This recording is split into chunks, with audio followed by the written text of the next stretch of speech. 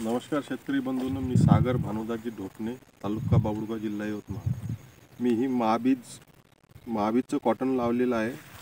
तर बाकीच्या कॉटनच्या तुलनेत मी जिओ कॉट लावली आहे. याच्याच बाजूला माझा जिओ कॉटचा प्लॉट आहे आणि त्याच्या बाजूला सुपर टार्गेट आहे. या दोन्ही कपाशीपेक्षा ही महाबीजची जी कपाशी आहे याची शिरीज आणि बोंडाची साईज आणि भरपूर पात्या फुलं अशी ही म्हणजे एक नंबरची पराठी अशी वाटून राहिली.